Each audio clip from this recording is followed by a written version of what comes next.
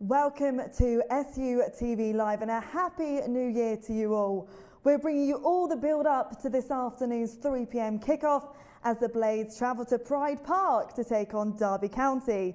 A really packed show for you this afternoon. We'll be hearing from Kyron Gordon following his first team appearance in last Sunday's FA Cup tie against the Wolves. We'll take a look back at the under-23's midweek win over Barnsley. And we'll be hearing from Paul Heckingbottom, Ben Osborne and Reece Norrington-Davies, all between now and kickoff, which is not long to go. All of the broadcasting regulations relating to today's game can be found by going straight to our website. You know what it is, sufc.co.uk. So welcome to SUTV Live. I'm Ashleigh Wilmot. It's a pleasure to be back in the studio. A happy new year to you all. I hope you had a lovely Christmas. So we're back and back with my two favourite guests. Let's start with the first one, SUTV Live regular, Kevin Gage. Kev, how are you? I'm absolutely fine, thank you very much. Good, good, good. Have you had a nice new year? Christmas all go okay? Yes, it was very busy in my particular industry, my hospitality industry, so we had a very good Christmas and a good new year. Nice and profitable? Yeah, not too bad, not too bad. Good, good, good, good. And second guest of today, Carl Asaba. How are you? I'm good, thank you. Really well. Yeah? Nice to be back. Good. I'm loving, guys, loving your matching today. Nice blazers. Let's get a wide shot of that. We said a minute ago not to bring in-house fighting, and you've gone early doors. I don't understand why I don't get the memo, though. You guys must just text each other in the morning. I've got a jacket just like that. We were promised you weren't actually here today. Oh, so. well. Oh, we're starting off. It's going to be a good show today. New year, new us, Carl. Yes. Right? Yes. No fighting today.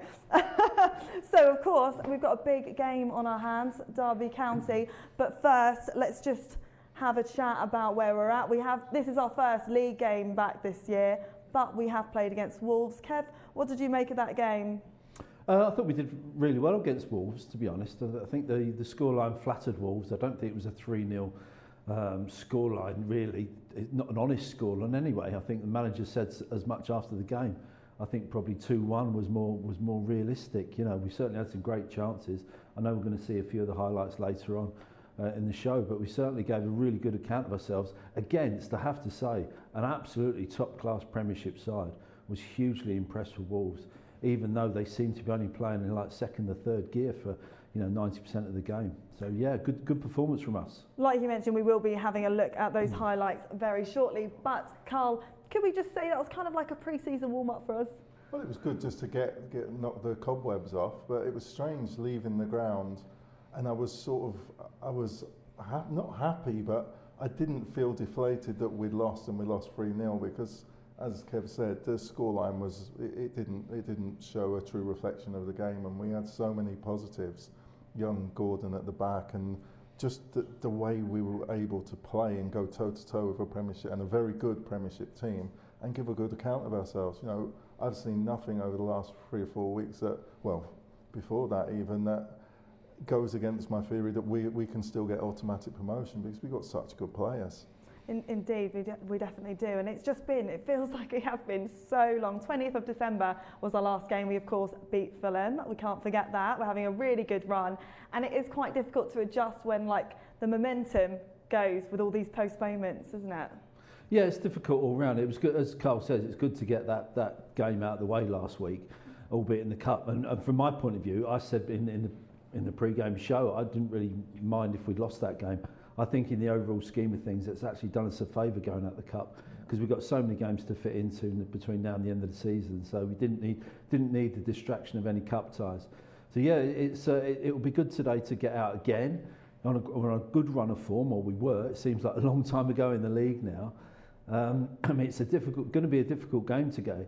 And also, I didn't realise that we've got so many away fixtures. We've just had 2 away league fixtures. We've won them both, of course. Another one today, another one Tuesday. Then we play, I think it's Luton. Then we've got another 2 away games. Out of the last 7 games, which it will be, we'll have played 1 home game. So we've got a big glut of home games to fit in between now and the end of the season. And that's where the momentum really will kick in. Because if we can get this promotion train rolling, especially at home, we're going to be difficult to stop.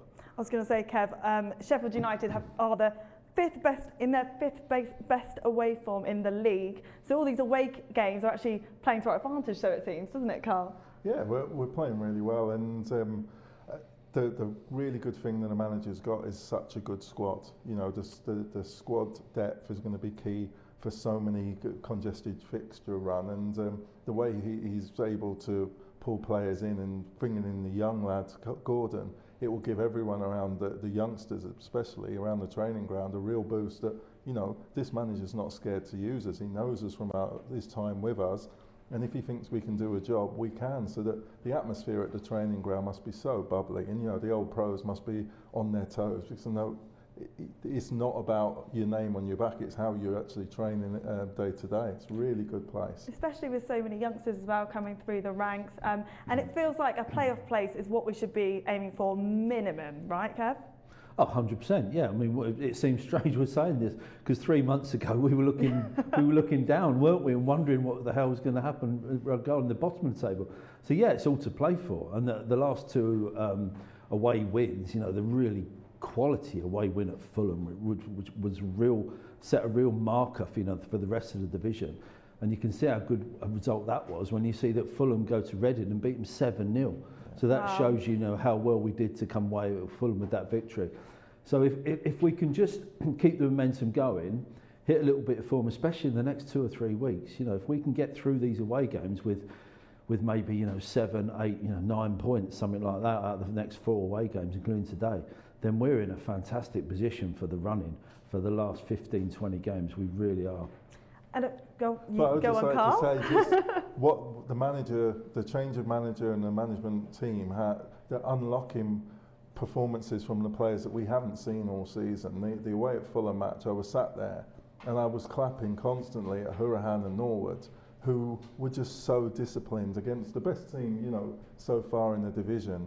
They did not move. They were protecting the defence so well, and we've been screaming about some of the performances from our midfield, how inept and unenergised they've been.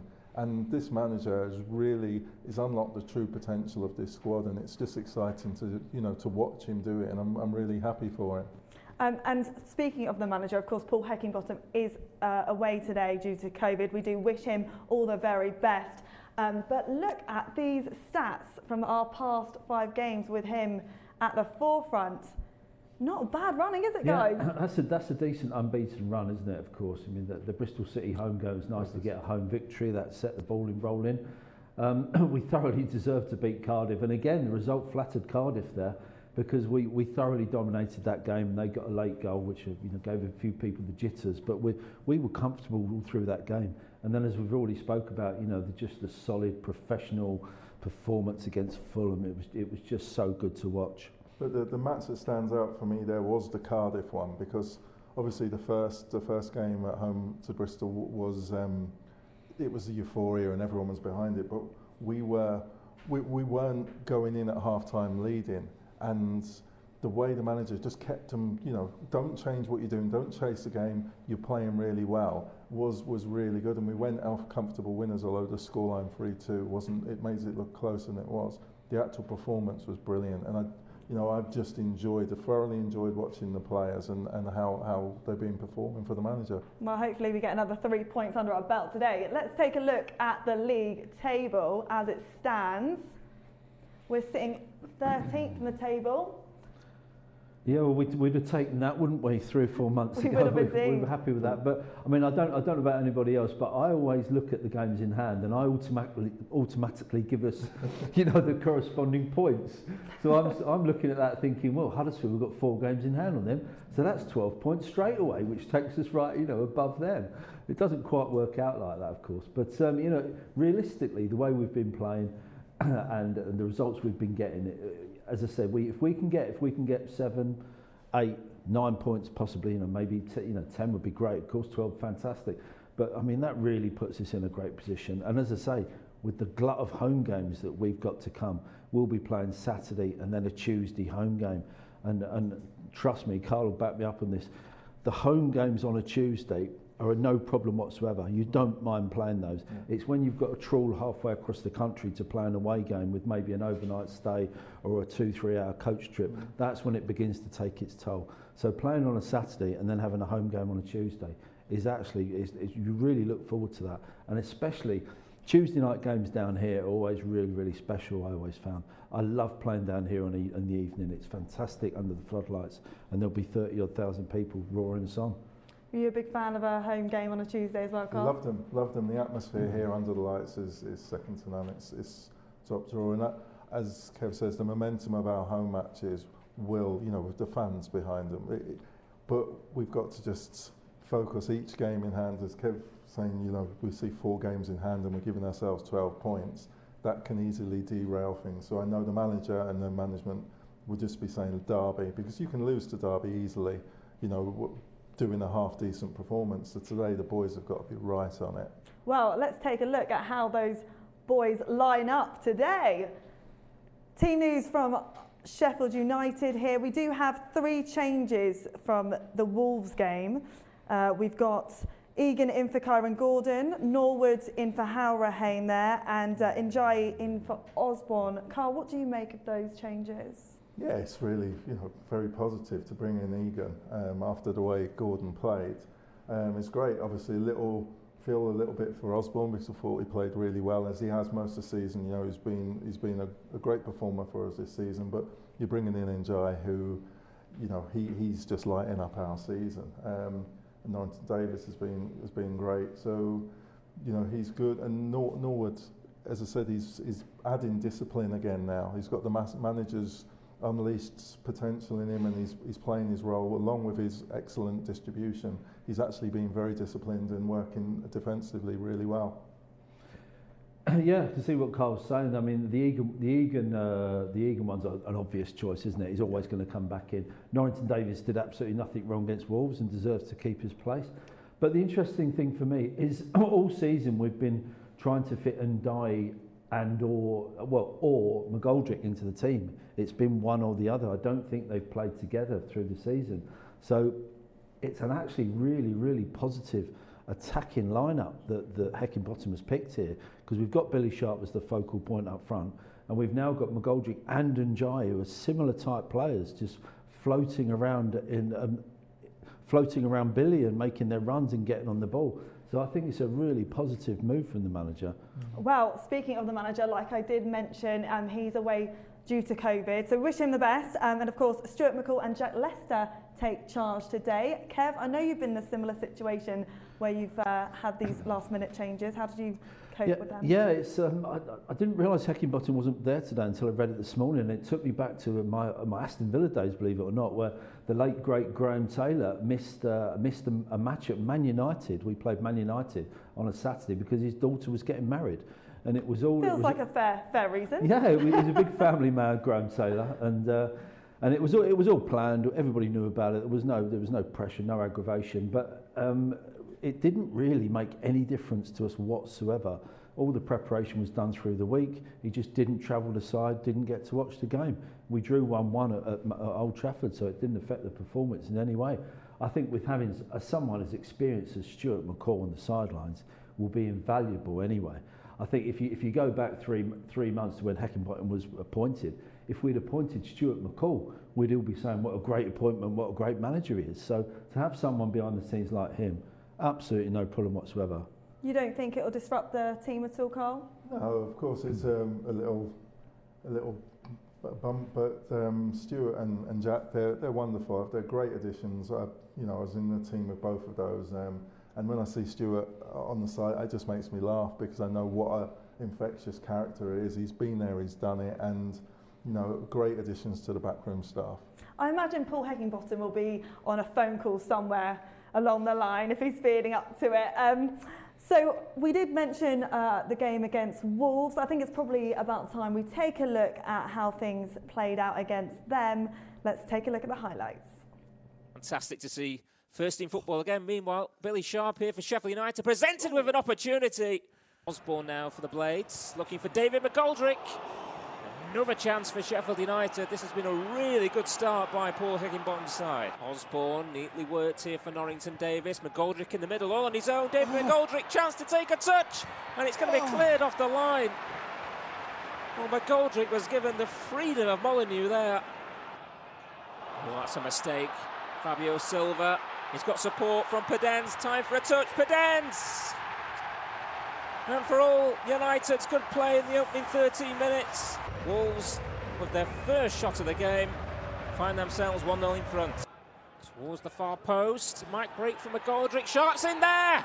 And Billy Sharp thought he'd levelled, and you can see the anguish on his face. I think he's going for a high kick in, a high foot. Sheffield United can find a leveller. Sharp comes for Berger. Sat up nicely for the Norwegian. He got hold of it. Probably United's best chance of the second half. Wolves streaming forward here. Ain't Nouri's cross. Semedo! Daylight for Wolverhampton Wanderers. Kirk is the runner.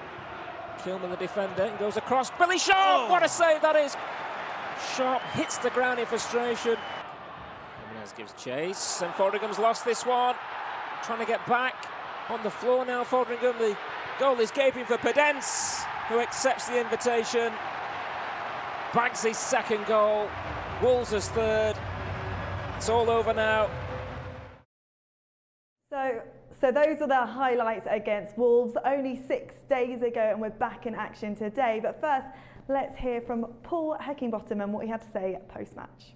As I said, it's not been ideal. The players have worked really hard, and I was pleased with the fitness levels to say what the work we did, because it's only really we were only able to get one real tough training session into them, because for the previous two weeks we're preparing for games that kept getting called off at the last minute, and if we'd have known, as training programme would have been totally different. So yeah, I was pleased with how they looked, but people for different reasons, coming back from niggles, lack of game time, people returning from COVID, it just gets everyone closer to where they need to be. A couple of quick ones on some individuals. Sander Berger, really important minutes for him today, and a fabulous opportunity for Kyron Gordon at the back, who looked the part against good players. Yeah, as I say, I've got no problem putting the players in, and if we get where we want to be next season, we should have a leaner squad, but a better squad, real competition in every position. But then it's a club's job and the academy's job and my job to make sure then that the 23s beneath that are good enough to step up, because if they're not good enough, we won't use them. Simple as that. But if they're knocking on the door like Kyron has been, he'll get opportunities. In terms of players out injured today, are there any kind of longer term ones, or are you expecting a lot of them to have a good chance of coming back for next weekend? Flecky picked one up, so we need to look at him. Otherwise, again, it would have been a great game for him to get minutes, because he'd been training very, very well. The changing of pitches with the heavy weather, things, he's just niggled on an injury he's been carrying, so yeah, we need to get him back as quick as possible, because we need everyone involved, as I said, for these games. And finally, potential for any incomings this week? Hope so, but this week, I don't know, I'd be delighted if it was, yeah. The score doesn't really tell the story of that game, does it, Carl? Not at all. We played so well. Obviously, Didzy had a really good chance, and then they've gone up the other end and scored. But up until that point, we were playing really well. Billy had a shot early on from one of their errors. But then in the footage there, you saw Billy had a volley second half. He couldn't have caught it any better. He would have left his foot and he would have thought it went in. But they were just oozing quality. You know, the Pedence was outstanding on the day. His play was just brilliant. And that's the way to lose. We didn't pick up any major injuries. Players are putting good performances, and now we can focus on the league, which is our primary concern. So that was, you know, as losses go, the performance was brilliant and gave the manager a lot of positives, and we'll have picked up the whole, you know, the training ground should be buzzing, because you've got young kids coming through, you've got senior players finding form, and you're creating chances against a top, you know, a good Premiership team. So a positive defeat. Yeah, Wolves is a very strong team, so the way we played, Kev, it is positive. Yeah, well, me and Carl were talking, you know, before the show, weren't we, about, because you were there, and both saying how good we thought Wolves were. I think we both agree there's now a massive kind of chasm between that that top 10 in the Premier League and everybody else in professional football. And it just shows, you know, the standard of the Premier League is so high these days. And we held our own. We really, really good performance, as we've touched on earlier.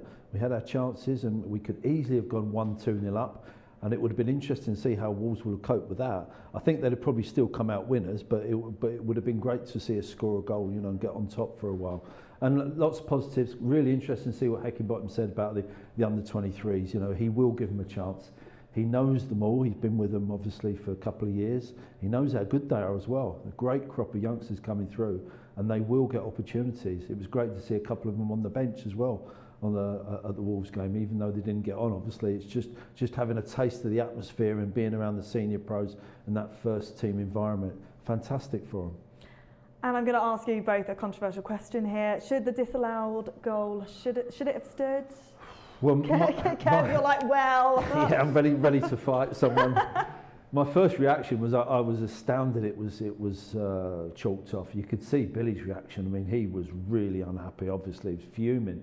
So yeah, I thought it was a completely fair goal. I've since found out through a referee, Keith Hackett, thank you very much, on Twitter, that any time you raise your foot above waist height, if there's an opponent around, it's automatically a foul. So an overhead flying kick, you know, scissor kick into the top corner will be absolutely fine, as long as there's no defenders around. As soon as a defender's around, it's deemed dangerous play. So I kind of get why it was disallowed. That doesn't mean to say I agree with it, but I do understand why. Well, we've all learnt something there. Jayden Bogle, he also continued in really good form, didn't he, Carl? Yeah, he's taken it all on from his goal against Reading, his hometown club. He's been playing brilliantly. I said earlier, he's got dancing feet. He's so quick. His footwork's incredible, and his defending's been really good. He's really, really taken it on, and he's growing into that role now. You know, I can see him playing barring injury, playing all the games going forward, because he's just growing week in, week out. Yeah, totally agree with that. Been an attacking fullback myself. I played the wing-back role many, many times on the right-hand side and the left side, actually. But it's been a real battle with Baldock, hasn't it, for the past 18 months since he comes to the club. Although Baldock's probably a better defender, and not probably, actually, definitely a better defender. But in the Championship, if we're going to go forward and we're going to be more creative and get after teams, you need more attacking-minded wing-backs rather than defensive-minded. So Jayden Bogle fits that role completely. And I agree with Carl, he's got great feet and he's got a goal in him. You know, his quality of his crosses is getting better and better. And I can see him getting a few more goals from now to the end of the season. I mean, hopefully we'll see that on display today as well. Another player who had a really good game was Kyron Gordon, who was recalled from being on loan at Boston just 24 hours before the game. I mean, that must have been a shock for him. Poor guy.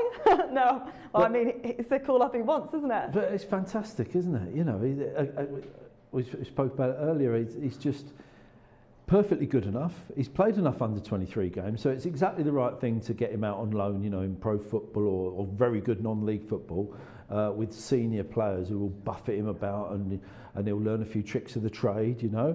And what a way to make it would have been his FA Cup debut. But yeah, positionally he was perfect. He didn't put a foot wrong. He made a great tackle on this right hand side against somebody, a super tackle.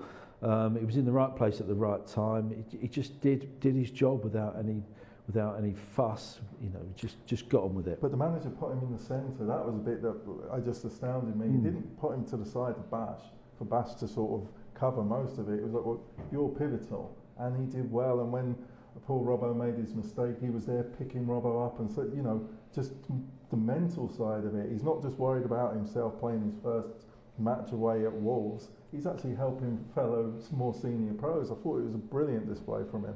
What a big game for him. Let's hear from him post-match. In the next few weeks? Yeah, I'm always pushing. Obviously, in the next game, if I do play, I want to play better than that. Like, I always want more. So if Heckingbottom gives me another chance and the gaffer gives me another chance, I'll try and do my best and take it. Is there potential that you might go back out on loan at some point this month, depending on how the squad is, potentially go even higher than Conference North? I'm not too sure. Obviously, I'll have to have a conversation with Sheffield United on that and see what my plan is. But I'm ready to stay and try and get in the first team, because that's what everyone wants. I'm a Sheffield United fan through and through, so I'd rather play for Sheffield United than go on loan, but obviously circumstances can change. I was going to mention that. I know you're a local lad and a fan of the club. I mean, just could you even summarise what days like this mean to you as a person? Oh, it's a dream come true. Obviously, I made my debut with my brother, who's also a Sheffield United fan, and he was in the stand today, and the family's just so proud. Like, in the family group chat, my auntie were crying. It's mental. Like, this is what I've dreamed of since I was going to the games at 7 years old. So I can't really put it into words. And what have all of them kind of said to you before? And I imagine lots of encouragement and lots of reactions. I bet they're as proud as you are. Yeah, way prouder than I am. All my friends are Sheffield United fans from school. That a few of them made the trip, and it's just I don't know how to like put it into words. It's Sheffield United, you know. I've supported them since a little kid. All my family support them. There's nothing you can't get any better than this, really. And if potentially you could play even a small part in getting the club back to the Premier League this season, is that the kind of stuff of dreams? Oh yeah, I'd love that. We belong in the Premier League, you know, we're a big club. So if I could, any little part, even if that's on the bench or even just in training, preparing for games, like I'll do anything I can to get us back to the Prem or help us get us back to the Prem. Brilliant, well done today. Thank you. Cheers. Well, I think we can all agree that was an absolutely lovely post-match interview with Kyron Gordon, a 19-year-old boy living his dream. You guys can relate to that, can't you? Just incredible. It's wonderful. He speaks really well, doesn't he? Very confident.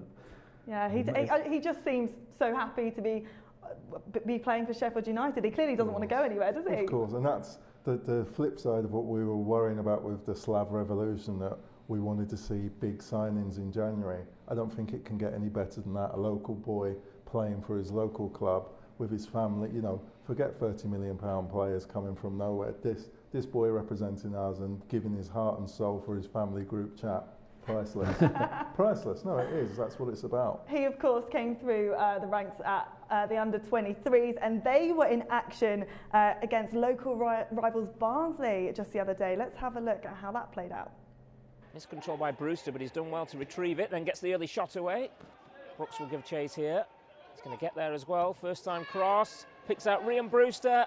Brewster blocked just in front of the goalkeeper.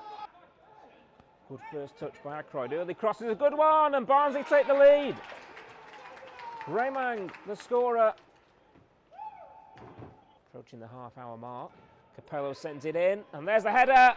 And Ryan Brewster gets himself on the score sheet. Run to the near post. Glanced it beyond Gennadu. Looks like the referee has given a penalty. So Ayari then right-footed against Gennadu, and that's a terrific penalty from Hassan Ayari. Keeper dives to his left, and Ayari sticks it in the other corner. Nixon Gomez at the byline. Plenty of time to stick in the ball, and tips over the bar. Helliwell into the United penalty area. Plenty of green shirts in there. Brang with a strike. Great save by Eastwood. Lovely pull back here for Ayari. Good block. Might come to Ayari once again. Great feet, and then an excellent block once more. Capello from a tight angle. It's Brayman over the wall, and a good save by Jake Eastwood. A really good cross, and Eastwood comes out, and it's going to be a penalty to Barnsley. To put us back on terms, Brayman hits in. Gaxa. Asula in the box. Gaxa going himself. Leo Gaxa. Gaxa takes a deflection and takes it beyond the goalkeeper. The substitute, Leo Gaxa. Is that the winner for Sheffield United? Well, Mickey, a very topsy-turvy ending to that game. Just give us your thoughts on the performance as a whole. Probably that. We got in at half-time and I felt quite comfortable. You know, we talked about controlling the game and talking about how we felt we had another 5-10% tempo-wise to take it up, both in our possession. And if we'd have done that, I thought the game would have been comfortable. And we didn't. Second half, for whatever reason, sometimes it happens in football, the momentum shifted the other way. And Barnsley got a little bit of a foothold in the game, and I thought we then went a little bit edgy, both in and out of possession. A little bit hesitant in what we were doing, but we've got a little 2-week window now where we'll get back on the training ground, and as I say, the important thing for us is development football, so we can continue to work on bits, so that's what we'll do over the next 2 weeks. Well, it's great to get the thoughts of our new under-23s coach there, Mickey Collins. We've got some fantastic players coming through the ranks, haven't we? We really have. Yes. I've been fortunate enough to see quite a few of the under-23 games. I've commentated on a few this season, and we've got some real talent.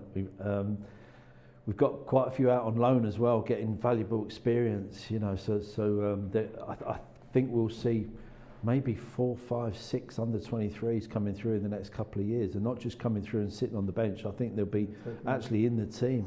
The main one, of course, everybody knows about and is in awe of is Jebison out at Burton. I was speaking to a Burton fan yesterday, and he thinks he's absolutely fantastic, learning his trained under Hasselbank there. So, you know, the future is really, really bright for Sheffield United at the moment. Yeah, you know, I was singing the praises of Brunt and Lapata as well, and the Carlisle match we worked on. And if you're looking how strong the 23s are, and you've got a core who are out on loan as well, it really is a brilliant place to be. And the fact that you've got Jack Lester, who's been bringing them through, and Hecky, who's now in the lead roles, you know, the competition in that team, they must be chomping for the bit because they know how close a starting 11 shirt is. Brilliant place, brilliant times here. Yeah, great to see what they've been up to. This week the club did announce a restructure to its academy setup. So here's a video to tell you all you need to know about that. Adi, welcome to Sheffield United. How pleased are you to be joining the Blades? Delighted. I've worked against Sheffield United a few times in my career, but it's great to be part of a team and a club that's moving forward. Looking at the processes of the club in the academy, coaching the coaches, coaching the players, and just offering some of my experiences to Del and to Mickey and everybody else in the academy, Jack included. Well, I think you've got to have 3 things to have a really good academy. You've got to have really good recruitment, which we've got, and we've had that over the years with some of the players that have gone on to play for England. You need a really good system, a good programme in place with good people who all believe and are aligned in what you're doing. And you need a manager that's going to play them, young players. And I think we've got all 3 of those things.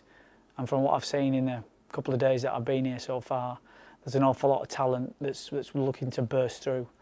Mickey, congratulations on the new post. How pleased are you now to become the lead under-23s coach? Yeah, obviously very pleased. I've had a couple of weeks of filling in the period that Hecky stepped up with Jack. We really do feel that over the next 3-4 years we've got a great opportunity to get some lads through. Obviously we've seen what's happened with Hecky and Jack going up, and the stability at the club with regards to that open door now from the academy all the way up. So it's an exciting time for everyone, and we're very grateful really that those lads have developed to a point now where a lot of clubs are knocking on the door and wanting them out on loan, which has happened. So we've got a lot of the under-23s out on loan, which again brings its own challenges, but it's a great opportunity for the lads underneath that maybe didn't expect to play as much as they probably are going to step up and carry that mantle forward. So collectively, as I say, we feel like the academy is in a very, very good place, but also it's just the beginning. You know, there's a lot of expectation on us, and to really drive it forward in the next 3-4 years and get more through to the first team, because that's what the academy is there for. It's to supplement that first team and get lads through so that they can go and live their dream at this football club. Well, congratulations on the new role. You must be absolutely delighted to take up this new post. Yeah, cheers, Matt. Obviously, the last few months have been a bit hectic. I've gone from 18s coach, obviously moving up to Jack's role with Jack and Hecky moving upstairs. So yeah, it's a fantastic opportunity for me, and really looking forward to it and excited. Academy manager, I've got more of an eye. Obviously, a lot will be on the football side, right through from on the rates right up to the under-23s. So yeah, the players who we bring into the building, the culture which we set, the environment which we give these young players, and obviously they're all coming in with a dream and a hope of obviously playing in our first team. So hopefully I can set that standard and do as well as obviously what the last few years Jack has really drove it forward. So hopefully I can help implement that and hopefully push it on. Great to hear about how the academy restructure is going. AD Boothright said there 3 things that a good club need. They need good recruitment, a good programme, and a manager who's going to implement that, Carl. That is important, isn't it? Yeah, it seems like we've got our DNA back.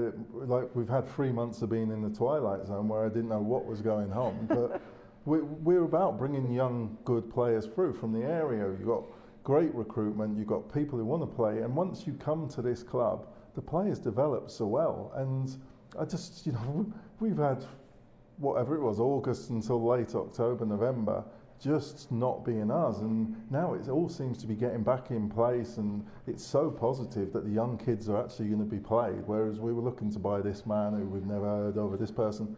It's so positive, and the DNA, you've got ex-players, you've got people who've grown up through, you know, Eddie Booth would play under 21s. It's all about bringing young players through, not spending 40, 50 million pounds taking a chance.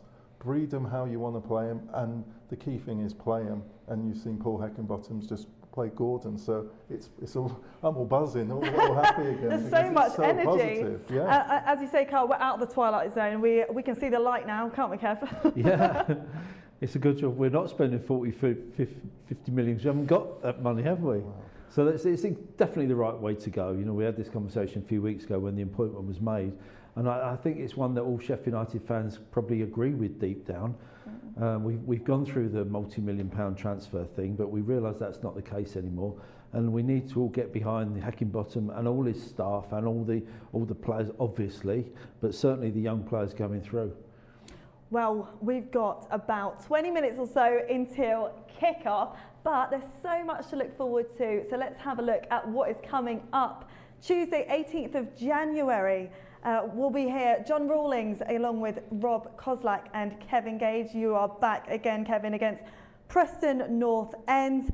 And then we're against Luton Town at home on Saturday, the 22nd of June. That'll be 3 p.m, but we are live, of course, from 2 o'clock. Kevin, you'll be there again. Yeah, home game. I can't wait to see us play at home. Yeah, that'll be good. The first of many.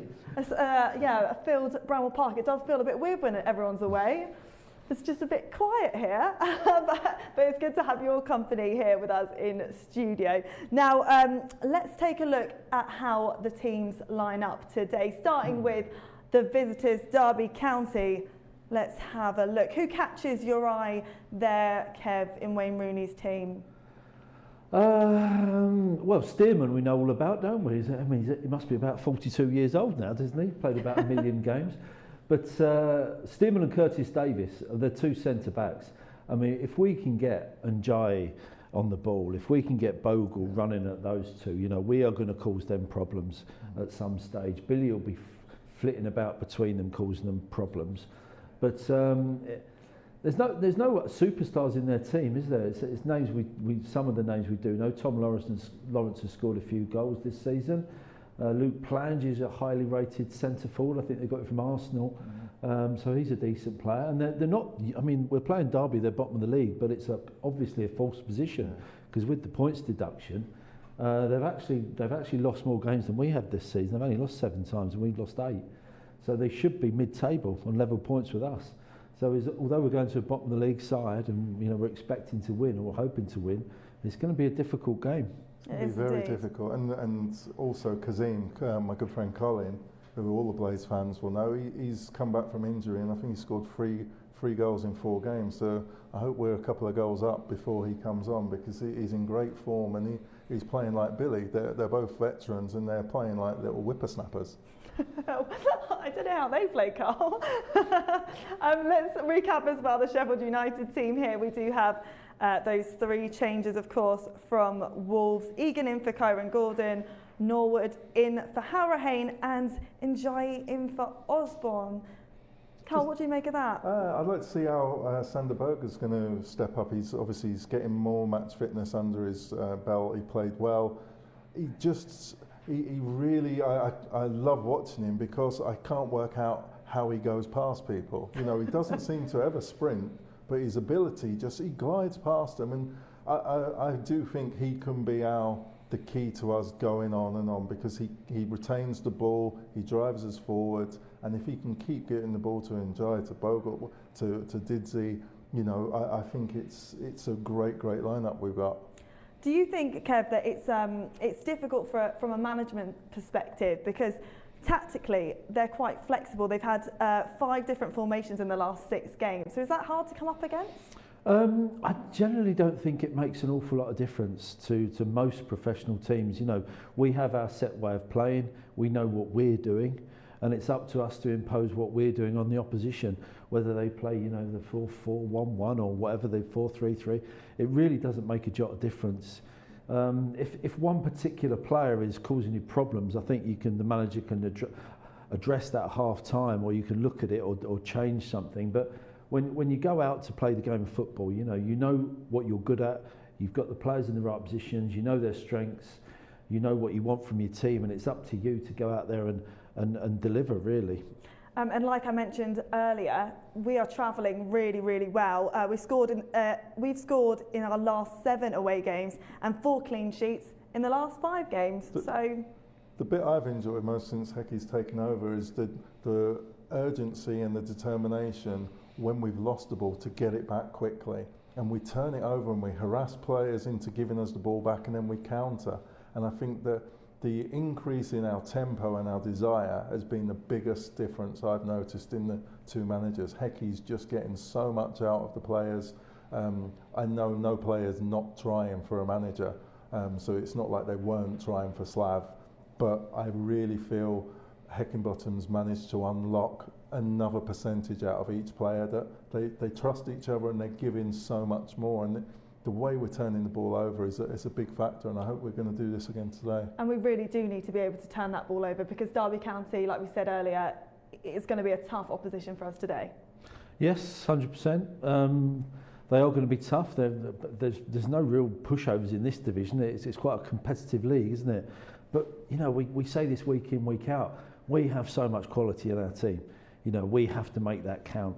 And I 100% agree with what Carl's just said there. The tempo we're playing at now, and I think we've got a much more positive attitude, and we're getting after teams, and in possession we're playing forward more. We're not giving the ball away quite so much, and we're not playing too safer passes.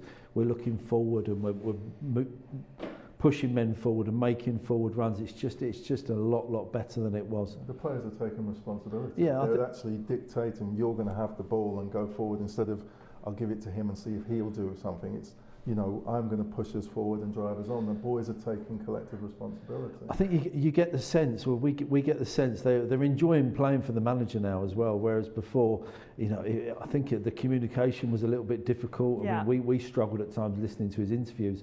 You can times that by 100 in a dressing room situation, especially when things get a bit heated and things are said, quickly. And so I think it's just much better all round at the moment. Yeah, there seems to be a very good vibe in camp. Well, let's head to the SUTV archives and see our last previous matches between us and Derby County. It's picked up again by Duffy. This is Fleck, still 40 yards out to the left-hand side, and O'Connell. This is McGoldrick now, outside the penalty area. O'Connell with the ball in. Nice whip cross. Header in from Sharp. It's in! Billy Sharp with the header. A goal against the run of play, but who cares? 13 for the season for Billy Sharp. He didn't get the best connection. Carson dived for it. Couldn't get there. Into the corner it went. O'Connell's cross. Reaching for it a bit, and it's just gone over the bar, so no complaints. Header there. forward from McGoldrick. McGoldrick in the box, lost the keeper. This time he finds the net. David McGoldrick capitalises. Derby asleep defending. McGoldrick slides towards the corner flag. He's got the second goal that he should have had 10 minutes ago. David McGoldrick, his 7th of the season. Play the game in the opposition half. The Derby change coming shortly. Fleck with the ball into the box though, to the back post. Egan heads it back across. Clark! Defender!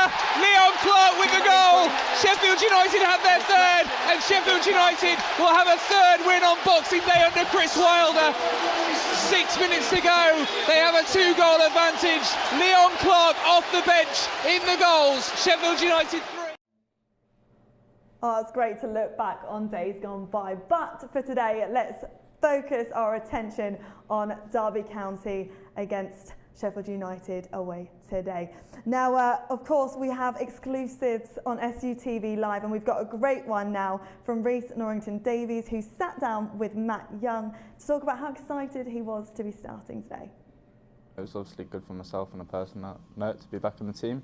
Obviously, the result didn't go our way, but obviously up against a good side. Obviously, it was tough to take a 3-0 loss. But now we look at the positives. From a team perspective, I'm guessing it's just really good to be playing games again. It's been a frustrating period, hasn't it? Yeah, no, exactly. Obviously, over the Christmas period, didn't get too many games. Obviously, build up to most games, obviously getting postponed within 24 hours just before kick-off. So, no, it was frustrating for us all. obviously training and obviously without games. But no, it's good to have that game against Wolves. If you were coming back in after such a long break, I mean, you couldn't have found much tougher opposition, could you really? Put a really strong side ahead. Yeah, no, exactly. Obviously, Wolves Premier League side, got some good players, some very good players to be fair. And obviously, as you mentioned, been out the team for about 3 months or so now, so obviously it was a good one to come back in for. You must have been pleased with your individual performance. You were left wing back to start with and then slotted in at left-sided centre-half. How did you find that? It was a good game. Obviously, playing left wing back, played there several times before. And to be fair, I played at left centre back before as well, on a couple of my loan periods. And obviously, during the build-up to the game, Hecky was obviously aware of the situation, and we did, in training, obviously go over the left centre back just to refine a couple of bits. So yeah, that was good.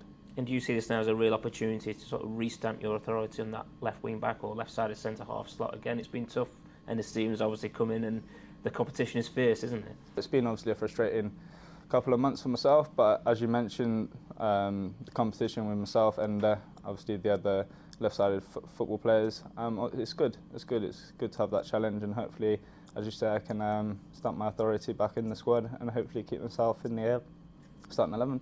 A lot of games coming up, hopefully. First of all, Derby, what do you make to them as a challenge? Yeah, they're going on quite a good run at the moment. Obviously, it was an ideal start for them, obviously with the point deduction. But no, they'll be right up for it. They probably believe they could still stay up, and they're a good side, so we need to go in it, make sure we're the better side. Great to hear from Rhys Norrington-Davies there, and I think we can all agree with him. The postponements have been quite frustrating, haven't they? Yeah, not just for the players, for us fans as well. Exactly. I think it's a big vote of confidence from the manager playing him today as well, because it would have been easy just to go with Osborne, who did nothing wrong whatsoever against Wolves. So yeah, it's a good vote of confidence in Norrington-Davies, and he's had a battle with Enda Stevens, and he will continue to battle for Enda Stevens right the way through the season. But we're going to need both of them. With the amount of games we've got coming up, they're both going to play their part from now to the end of the season. And of course, he did play in 2 positions against Wolves, and he spoke about that and how he's dealing with that. You know, when I saw him take to the left side of free in the second half, I thought, well, you know, we're shoring things up. He's going to see it, but he was dynamic. He was bombing on. He was smashing Traore. He was going into tackles.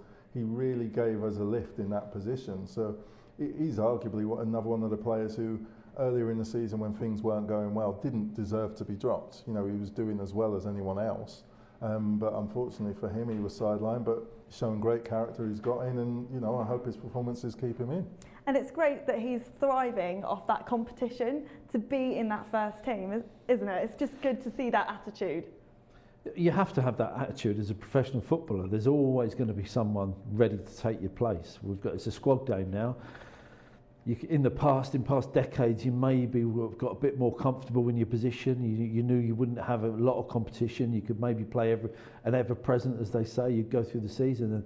But these days, it's not like that. The managers do rotate players around, and it's quite intense. And you expect that competition, and he's certainly providing competition for Enda Stevens and Osborne on that left-hand side. Speaking of Osborne, we did catch up with him earlier in the week, and this is what he had to say. Yeah, a bit of a strange one. I think the majority of my mates are Derby fans. Obviously, I came through the ranks at Forest and ended up growing to dislike them a little bit. But yeah, it's a bit of a strange one. I don't know. It doesn't really mean as much to me as it once did. But yeah, it'll be good. I always enjoyed going there and playing there, and you know, I know certain areas of the ground where my mates sit and stuff, so it's always a fun one. I imagine that's a really strange position to be in then, you know, with those Derby connections, then going on to play so much for Forest. How have you kind of worked through that? Yeah, it's been so strange. I mean, so my dad was like a diehard Derby fan his whole life, and then ends up watching me play for Forest, so naturally his love for Derby kind of went away a little bit, to the point now he has no affiliation whatsoever with them, and he'll just like follow me and support me. So I've kind of just ruined it for the whole family, really. They don't know who to support now. Great to hear from Ben Osborne, and yes, we know they know who to support, Ben. It feels like quite a complex situation there, but he has converted his dad, Carl, so we're happy. Perfect. He's one of the players like today when you see he's not actually made the starting 11. I'm like, oh, you know, you feel sorry for him because he's infectious. He gives you everything on the pitch. He gives, you know, enthusiasm, and he always tries his hardest. So he's a great lad. I'm loving he's giving his family and his friends conflict, but so nice that his friends are following him, and they must all be so proud that we are. I mean, he did say his friends were following him, but he did also say that they support Derby County, so a little bit awkward there. I'm surprised his dad's changed allegiance, to be honest. I mean, my dad's a Brentford fan. He'd never change allegiance. He's loving life at the moment. They're in the Premier League. Yeah, no, it's really, really good to hear Ben's thoughts and to get your thoughts today on the programme, guys. Kev, I don't want to, but I'm going to have to say goodbye to you because you're, of course, joining Matt Young in our commentary team. But Carl, should we hear from the manager? Should we see what he's got to say? It's been wonderful. Let's hear from Matt. Let's have a listen to Paul. We could take confidence from that, definitely. Sheffield, Derby know they're going to be in a tough game. I know the games were at Sheffield before, let's say, but I know they're going to be in for a tough game themselves, so they'll be preparing as best they can.